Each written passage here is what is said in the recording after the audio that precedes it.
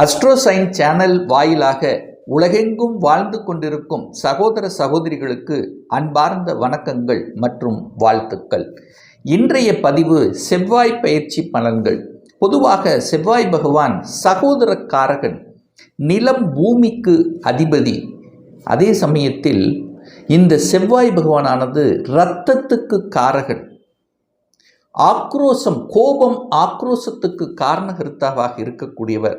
Real estate சொந்தக்காரர், கட்டிடம், நெருப்பு சம்பந்தப்பட்ட, சிகப்பு நிற பொருள்களுக்கு சம்பந்தப்பட்ட, உடற்பயிற்சி சம்பந்தப்பட்ட, விளையாட்டுத்துறைக்கு காரணகர்த்தாவாக இருக்கக்கூடிய இந்த செவ்வாய் பகவானுடைய பெயர்ச்சியானது வருகின்ற 28/7/2025 அன்று சிம்ம மனையிலிருந்து கன்னி மனைக்கு பெயர்ச்சியாகிறார். அப்போது இந்த கன்னிமனையில் எத்தனை நாட்கள் இருக்க போகிறாருன்னா 47 நாட்கள் இருக்க போகுது. ஸோ எதுவரைக்கும் இருக்க போகிறார் அப்படின்னா செப்டம்பர் மாதம் 12ஆம் தேதி வரை இந்த கன்னிமனையில் இருந்து தன்னுடைய பலனை கொடுக்க போகிறார். அப்போது இந்த கன்னிமனையில் இருக்கக்கூடிய செவ்வாய் பகவான் 3 நட்சத்திர சாரத்தின் வழியாக பிரயாணம் பண்ணுறார். அதாவது உத்திரம் நட்சத்திரத்தில் பிரயாணம் பண்ணக்கூடிய காலகட்டங்கள் அப்படின்னா 28/7/2025 12/8/2025 வரை சூரிய பகவானுடைய நட்சத்திர சாரத்தில் பிரயாணம் பண்ணுறார்.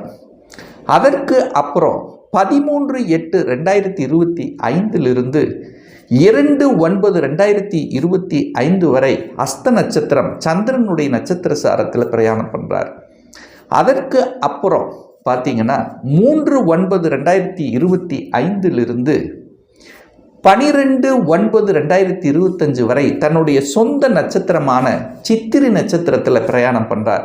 ஸோ அப்படி பிரயாணம் பண்ணும்போது ஏற்படக்கூடிய பலன்கள் என்ன மாற்றங்கள், எது செய்தால் நமக்கு நல்லது என்பதை பற்றியும், எந்த தெய்வ வழிபாடு இந்த காலகட்டத்தில் உகந்தது என்பதை பற்றித்தான் டீட்டெயிலாக நம்ம பார்க்க போகிறோம். அதற்கு முன்னால் நம்மளுடைய சேனலை நீங்கள் ஃபர்ஸ்ட் டைம் பார்ப்பவர்கள் என்றால் மறக்காமல் சப்ஸ்கிரைப் பண்ணிக்கிங்க. தனுசு ராசி அன்பர்களே, செவ்வாய் பெயர்ச்சியால் என்ன பலன்? 47 நாட்கள், அதாவது ஜூலை மாதம் 28ஆம் தேதியிலிருந்து செப்டம்பர் மாதம் 12ஆம் தேதி வரை செவ்வாய் பகவான் எங்கே அமர்ந்திருக்க போகிறார்? கன்னிமனையில் அமர்ந்திருக்க போகிறார். அதாவது சிம்மத்திலிருந்து கன்னிமனைக்கு பயிற்சியாகிறார். அந்த மனை என்பது இந்த சிம்மராசி அன்பர்களுக்கு 10ஆம் இடம், அதாவது தொழில் சொல்லக்கூடிய அந்த 10ஆம் இடத்துல போய் அமரப்போகிறார் இந்த செவ்வாய் பகவான். அந்த செவ்வாய் பகவான் தனுசு ராசி அன்பர்களுக்கு யார் அப்படின்னா 5க்குரியவன், யோகத்தை தரக்கூடியவன். 5 என்பது என்ன? பூர்வ புண்ணிய ஸ்தானத்தின் அதிபதி, பஞ்சமஸ்தானத்தின் அதிபதி, காதல் ஸ்தானத்தின் அதிபதியும் அந்த 5ஆம் இடம். அதே சமயத்தில் 12க்குரியவன், விரயத்தை கொடுக்கக்கூடியவனும் அதே செவ்வாய் பகவான் தான். ஸோ 10ஆம் இடத்தில் அமரும் போது 10ஆம் இடம் என்பது செவ்வாய் பகவானுக்கு உகந்த திக்பலத்தை அடையக்கூடிய இடம். ஸோ அந்த இடத்தில் வலிமையாக அமர்ந்து கொண்டு இந்த தனுசு ராசி என்பர்களுக்கு உன்னதமான பலன்களை கொடுக்க போகிறார். அப்போ 5க்குரியவன் 10ஆம் இடத்தில் இருக்கும்போது முதலில் 5 என்பது குழந்தை ஸ்தானம். அப்போ குழந்தை ஸ்தானத்தின் அதிபதி 10ஆம் இடம் என்று சொல்லக்கூடிய தொழில் ஸ்தானத்தில் போய் அமர்கிறது. அப்போ குழந்தைகளுக்கு, உங்கள் குழந்தைகளுக்கு வேலை கிடைக்க போகிறது அப்படின்னு அர்த்தம். பட்டம், பதவி, கௌரவம் கிடைக்க போகிறது அப்படின்னு அர்த்தம். இப்போ படித்து முடித்தவங்களுக்கு இமீடியட்டாக உங்களுக்கு வேலை கிடைக்க போகிறது. அதுவும் அதிகாரத்தில் இருக்கக்கூடிய 10ஆம் இடம் என்பது அந்த செவ்வாய் என்னாலே அதிகாரம், அதிகாரத்துடன் இருக்கக்கூடிய வேலை உங்களுக்கு கிடைக்க போகிறது அப்படின்னு நம்ம எடுத்துக்கலாம். பூர்வ புண்ணியத்தில் இருந்து வந்த பிரச்சனைகளை தீர்ப்பதற்குண்டான ஒரு காலகட்டமாக அமையும். ஏன்னா கடந்த ஒரு 3 மாதங்களாக அந்த செவ்வாய் பகவான் 8ஆம் இடத்துல அட்டமஸ்தானத்தில் நீச்சமாக இருந்தார். அதே சமயத்தில் செவ்வாய் பகவான் கேதுவோட இருந்தது. இப்போ வலிமை பெறப்போகிறார். அப்போ பூர்வீகம் சார்ந்த விஷயத்தில் இருந்து வந்த பிரச்சனைகளை தீர்ப்பதற்குண்டான நாட்கள் அப்படின்னா இந்த ஒரு 47 நாட்கள் உங்களுக்கு சொல்யூஷன் கிடைக்கும். சகோதர வகைகளில் மேன்மையை கொடுக்கக்கூடிய அமைப்பை உருவாக்கும். இதுவரைக்கும் ஒரு பேச்சு இல்லை, சண்டை சச்சரவு, சரி ஒரு சுமூகமாக போகலாம் என்கின்ற அந்த உணர்வை கொடுக்கக்கூடிய ஒரு காலகட்டமாக இந்த செவ்வாய் பயிற்சி அமையப் போகிறது தனுசு ராசி என்பர்களுக்கு. 5ஆம் இடத்தின் அதிபதி என்ன செவ்வாய் பதவியை குறிக்கக்கூடிய ஒரு இடம். 5ஆம் இடம் பதவி கிடைக்க போகிறது. பட்டம் பதவி எதிர்பார்த்து காத்து கொண்டிருக்கக்கூடிய தனுசுக்கு இந்த நாட்களில் நல்லது நடக்கக்கூடிய ஒரு காலகட்டமாக நிச்சயமாக அமையும். பதவி மாற்றம், ப்ரமோஷன் கிடைப்பதற்கும் இன்க்ரிமெண்ட் கிடைப்பதற்குண்டான ஒரு காலகட்டமாக அமையும். ஏன்னா 10ங்கிறது தொழில் மட்டும் கிடையாது, உங்களுடைய கௌரவம் அங்கே இருக்கிறது. கௌரவம் கிடைக்கும். நீங்கள் யார் என்று தெரியப்படுத்தக்கூடிய அளவுக்கு இந்த காலகட்டம் சிறப்பு பெறும். ஏன் சொல்கிறேன்னா, லக்னாதிபதியும் நல்லா இருக்குது. லக்னாதிபதியான குரு பகவான் லக்னத்தை பார்க்குது. அப்போ லக்னாதிபதியும் நன்றாக இருக்கிறது அப்படின்னு தான் அர்த்தம். அப்போது 5ஆம் அதிபதி 10ஆம் இடத்தில் இருக்கும்போது குழந்தைகள் நன்றாக இருக்க போகிறது. குழந்தை சார்ந்த விஷயங்கள் சிறப்பு பெறப்போகிறது. குல தெய்வத்தினுடைய கடாட்சம், அருள் கடாட்சம் உங்களுக்கு கிடைக்கப் போகிறது. அதாவது அந்த குல தெய்வத்து சார்ந்த விஷயத்தில் தன்னை ஈடுபடுத்தி கொண்டு ஆன்மீக விஷயங்களை தன்னை ஈடுபடுத்தி கொள்ளக்கூடிய ஒரு காலகட்டமாகவும் நிச்சயமாக அமையும். சீருடை அணிந்து பணியாற்றி கொள்ளக்கூடிய துறையில் இருக்கக்கூடிய அனைத்து தனுசுக்கும் சூப்பரான ஒரு பீரியட் அப்படின்னு சொல்லுவேன். அப்போ அரசாங்க வேலையில் இருக்கின்றவர்கள், அதிகாரத்தில் இருக்கின்றவர்கள், அரசாங்க வேலைக்கு போகணும் என்கின்ற எண்ணத்தில் இருக்கின்றவர்கள், அரசு சார்ந்த துறையில் புதிய ஒப்பந்தத்தை எதிர்பார்த்து காத்து கொண்டிருக்கின்றவர்கள், தொழிலை விரிவுபடுத்தணும் என்கின்ற எண்ண ஓட்டத்தில் இருக்கக்கூடிய தனுசு ராசி என்பர்கள் அத்தனை பேருக்கும் இது சூப்பரான ஒரு பீரியட் அப்படின்னு தான் நான் சொல்லுவேன்.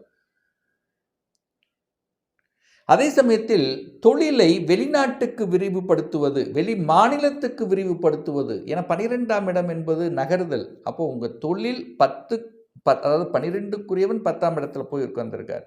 அப்போது உங்கள் தொழிலை வெளிநாட்டுக்கும் வெளி மாநிலத்துக்கும் எப்படி விரிவுபடுத்துவது என்கின்ற எண்ண ஓட்டங்களை கொடுக்கக்கூடிய ஒரு காலகட்டமாக நிச்சயமாக அமையும். ஏற்கனவே தனுசு ராசி என்பர்கள் வெளிநாட்டில் இருக்கிறீங்க அப்படின்னா வெளிநாட்டில் செட்டில் ஆகுவதற்கு, அங்கே PR குடியுரிமை பெறுவதற்கும் உகந்த காலகட்டமாக அமையும். ஐடி துறையில் இருக்கின்றவர்கள், நான் இன்ன வரைக்கும் எப்படியோ வெளிநாட்டுக்கு போகணும் அப்படிங்கிற அந்த மைண்ட் ஸ்ட்ராங்காக அதுக்கான உண்டான வேலையை செய்து கொண்டிருப்பவருக்கு சக்ஸஸ் கொடுத்துரும். அந்த காலகட்டம் நீங்கள் வெளிநாட்டில் போய் வேலை பார்க்கக்கூடிய காலகட்டமாக அமையும். இந்த செவ்வாய் பகவானானது உத்திரம் நட்சத்திரத்தில் பிரயாணம் பண்ணுறார். உத்திரம் அப்படின்னாலே சூரியன் நட்சத்திரத்தில் பிரயாணம் பண்ணுறார். எப்போ அப்படின்னா இந்த ஜூலை மாதம் 28 ஆகஸ்ட் மாதம் 12ஆம் தேதி வரை சூரியனுடைய நட்சத்திரத்தில் பிரயாணம் பண்ணும்போது அந்த செவ்வாய், சூரியனுங்கிறது உங்களுக்கு 9க்குரியவன், பாக்யாதிபதி நட்சத்திர சாரத்தில் பிரயாணம் பண்ணுறார். அப்போ ஒரு அட்டகாசமான பீரியட், ஒரு நல்ல பாக்கியம் கிடைக்க காத்து கொண்டிருக்கிறது. குழந்தை பாக்கியத்தை எதிர்பார்த்து காத்து கொண்டிருக்கக்கூடிய தனுசு ராசி என்பவர்களுக்கு இந்த காலகட்டம் ஒரு அற்புதமான காலகட்டம். குழந்தை பாக்கியம் கிடைப்பதற்குண்டான அத்தனை வழிகளும் உங்களுக்கு சாதகமாக இருக்கும். கடவுளுடைய அனுகிரகம் இருக்கும். அப்போ ஒரு பாக்கியத்தை தரக்கூடிய காலகட்டமாக இருக்கும். என்ன பாக்கியம்? பதவி பாக்கியம் கிடைக்கலாம், தனபாக்கியம் கிடைக்கலாம், குழந்தை பாக்கியம் கிடைக்கலாம், திருமண பாக்கியம் கிடைக்கலாம். ஸோ இந்த மாதிரி நல்ல நல்ல பாக்கியங்கள் கிடைக்கக்கூடிய ஒரு காலகட்டம். சூரியனுங்கிறது அரசின் மூலமாக அனுகூலங்கள், அரசு துறையில் ஒரு சேஞ்சஸ் இருக்கிறவங்க இடமாற்றம் கிடைப்பதற்கு, புதிய அதாவது ஒப்பந்தங்கள் கிடைப்பதற்கு, அரசியல்வாதிகளுக்கு நன்மை தரக்கூடிய காலகட்டம். ஸோ இப்படி சூரியன் அந்த தன்மையில், அந்த சூரியனுடைய நட்சத்திர சாரத்தில் இருக்கும்போது தகப்பன் மூலமாக நல்லவைகள் அல்லது தகப்பன் சார்ந்த விஷயத்தில் ஏதாவது ஒன்று செய்யக்கூடிய தன்மைகள் இது எல்லாமே ஏற்படுத்தும். அதற்கு அடுத்தது பார்த்தீங்கன்னா, இந்த செவ்வாய் பகவான் சந்திரனுடைய நட்சத்திர சாரத்தில் பிரயாணம் பண்ணுறார். எப்போ அப்படின்னா ஆகஸ்ட் மாதம் 13ஆம் தேதியிலிருந்து செப்டம்பர் மாதம் 2ஆம் தேதி வரை அஸ்த நட்சத்திரத்தில் சந்திரனுடைய இதில் பிரயாணம் பண்ணுறார். அந்த சந்திரனுங்கிறது உங்களுக்கு 8க்குரியவன், நட்டமாதிபதி. கொஞ்சம் அலைச்சல், திருச்சல், டென்ஷன், ப்ரெஷர் இருக்கும். மனம் மட்டும் அதாவது ஏதோ ஒரு வகையில் சிக்கிட்டு மனம் சஞ்சலப்படக்கூடிய சில சமயங்கள் இருக்கும். ஆனால் அதே சமயத்தில் அலைச்சல் திருச்சல் இருக்குமே தவிர திடீர் அதிர்ஷ்ட வாய்ப்புகளையும் பெற்றுத்தரக்கூடிய ஒரு காலகட்டமாக அமையும். அன்எக்ஸ்பெக்டட் இது நடக்கும் நினைச்சிட்டு இருந்த விஷயங்கள் இதுவரைக்கும் நடக்கலைன்னா அப்போ திடீர்னு நடக்கும். 8 என்பது ஒரு வலிவேதனை கொடுத்து கொண்டிருந்தாலும் திடீர் அதிர்ஷ்டத்தை கொடுக்கும். திடீர்னு ஒரு வழக்கு இருக்குன்னா அந்த பீரியட் வழக்கு முற்று பெறும், ஒரு சொல்யூஷன் அரைவ் பண்ணிரும் அப்படின்னு அர்த்தம். ஸோ வழிகளோடு இருந்து கொண்டிருக்கக்கூடிய சில விஷயங்கள் அந்த காலகட்டத்தில் வழிகளை போக்கக்கூடிய ஒரு காலகட்டமாக தனுசுக்கு நிச்சயமாக அமையும். ஆனால் என்ன, தாயினுடைய ஹெல்த் விஷயத்தில் மட்டும் கொஞ்சம் அக்கறை எடுத்துக்கொள்ள வேண்டும் அந்த காலகட்டத்தில். அதற்கு அப்புறம் பார்த்தீங்கன்னா செப்டம்பர் மாதம் 3ஆம் தேதியிலிருந்து செப்டம்பர் மாதம் 12ஆம் தேதி வரை செவ்வாய் பகவான் தன்னுடைய சொந்த நட்சத்திரம் என்று சொல்லக்கூடிய சித்திரையில் பிரயாணம் பண்ணுறார். அப்போ அந்த சித்திரை நட்சத்திரத்தில் பிரயாணம் பண்ணக்கூடிய அந்த காலகட்டத்தில் செவ்வாய் இன்னும் பலப்படுகிறது. அப்போ செவ்வாய் ரொம்ப பலப்படும் போது என்ன நடக்கும்? உங்களுக்கு பட்டம், பதவி, புகழ் கிடைக்கும். சுய கௌரவம் மேம்படக்கூடிய அமைப்பு, உங்களுக்கு பெருமை சேர்க்கக்கூடிய அமைப்பு. அந்த காலகட்டம் உங்களுக்கு ரொம்ப நல்ல காலகட்டமாக அமையும். குழந்தைகளால் அனுகூலங்கள், ஆதாயங்கள், குழந்தை சார்ந்த விஷயத்தில் நல்லவைகள், படிப்பு சார்ந்த விஷயத்தில் நல்லவைகள், குலதெய்வத்துக்கு சென்று வருவது, ஆன்மீக விஷயத்தில் ஈடுபடுவது, அதாவது ஒரு பொறுப்பை கொடுத்தா அந்த பொறுப்பை கச்சிதமாக செய்யக்கூடிய காலகட்டம் அப்படின்னு சொல்லுவேன்.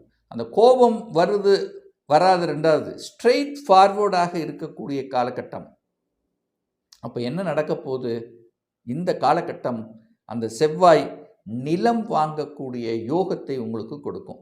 நிலம், பூமி, வீடு, ஸோ இந்த மாதிரியான விஷயங்கள் அப்போது அதை நினைச்சிட்டு இருக்கக்கூடியவர்களுக்கெல்லாம் அந்த காலகட்டத்தில் இடம், நிலம், வீடு, ஏன்னா பூமிக்கு காரகன் தான் அவர். அப்போ ஒரு சிலருக்கு விளையாட்டுத்துறையில் ஆர்வத்தை கொடுக்கும், அப்போ ஜெயிப்பீங்க. விளையாட்டுத்துறையில் ஜொலிக்கக்கூடிய கௌரவத்தை கொடுக்கக்கூடிய ஒரு காலகட்டமாக நிச்சயமாக அமையும். கலைத்துறையில் சாதிக்கக்கூடிய தன்மை, இந்த உடற்பயிற்சி, விளையாட்டு, கலைத்துறையில் புதிய ஒப்பந்தங்களை எதிர்பார்ப்பது, ஸோ இந்த மாதிரியான விஷயங்கள் இருக்கும். அப்போது நல்ல நல்ல மாற்றங்களை கொடுக்கக்கூடிய, அதிரடி திருப்பங்களை கொடுக்கக்கூடிய ஒரு நல்ல காலகட்டம், சூப்பரான ஒரு காலகட்டமாக அமையும் என்று சொன்னால் அது தனுசுக்கு மிகையாகாது. இப்போ நான் சொன்னது கோச்சார ரீதியாக ஒரு பொதுவான பலன்கள் தான். ஒவ்வொருத்தரும் டிஃபரெண்ட், ஒவ்வொருடைய ஜாதக அமைப்புகளும் வேறுபடும். உங்கள் ஜாதகத்தில் செவ்வாய் பகவான் எந்த நிலையில் இருக்கார், ஆட்சி பலம், உச்ச பலம், மூலத்திரிகோண பலம், வர்க்கோத்தம பலம், இந்த மாதிரி பலங்களை பெற்று வலிமையாக இருக்கிறதா, சுப கிரகங்களினுடைய தொடர்பு பெற்றிருக்கா, இல்லை பாவ கிரகங்கள் என்று சொல்லக்கூடிய சனி ராகுவோடு சேர்க்கை பெற்று இந்த செவ்வாய் பகவான் உங்கள் ஜாதகத்தில் இருக்கா என்பதை பொறுத்து அதனுடைய பலன் மாறும். அதுவும் குறிப்பாக உங்களுக்கு செவ்வாய் தசை, செவ்வாய் புத்தி, செவ்வாய் அந்தரம் நடக்குதா அப்படின்னா கண்டிப்பாக அதனுடைய இம்பேக்ட்ங்கிறது இருக்கும். ஒரு துல்லிய பலன் வேணும். 2025 சொந்த தொழில் செய்வதற்கான விதி கொடுப்பினை நம்முடைய ஜாதகத்தில் இருக்கா? அப்படி இருக்கக்கூடிய பட்சத்தில் எப்போ நம்ம சொந்த தொழிலை ஆரம்பிக்கலாம்? திருமணம் தடைப்பட்டு கொண்டே இருக்கிறது, எப்போதான் நமக்கு திருமணம் நடக்கும்? எந்த கோர்ஸ் எடுத்து படிப்பதற்கான கொடுப்பினை நம்முடைய ஜாதகத்தில் இருக்குது. அப்போ எந்த கோர்ஸ் எடுத்து படித்தா என்னுடைய ஃப்யூச்சர் நன்றாக இருக்கும்? எப்போ நம்ம குழந்தை பாக்கியம் கிடைக்கும், எப்போ நான் வீடு கட்டுவேன், எப்போ எனக்கு ப்ரமோஷன் கிடைக்கும், இது போன்ற கேள்விகளுக்கு துல்லியமான பதிலை நம்மால் கூற முடியும். ஒரு பர்சனல் கன்சல்டேஷன் எடுத்துக்கணும், ஒரு சுயஜாதகம் பார்க்கணும் என்று விருப்பமுடைய அன்பர்கள் டிஸ்பிளே தெரியக்கூடிய நம்பருக்கு வாட்ஸ்அப் மூலமாகவோ அல்லது ஃபோன் கால் மூலமாகவோ தொடர்பு கொண்டு நேரடியாகவோ அல்லது ஆன்லைன் மூலமாகவோ கன்சல்டேஷன் எடுத்துக்கலாம்.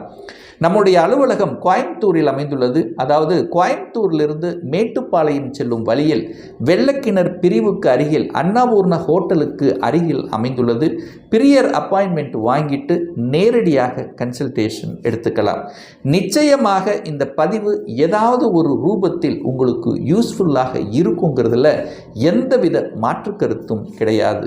இந்த ராசி நட்சத்திர நேயர்கள் அனைவரும் வாழ்க வளர்க வளம் பெறுக என்று எனது வாழ்த்தினை தெரிவித்துக் கொண்டு விடைபெறுகிறேன். நன்றி, வணக்கம், வாழ்த்துக்கள்.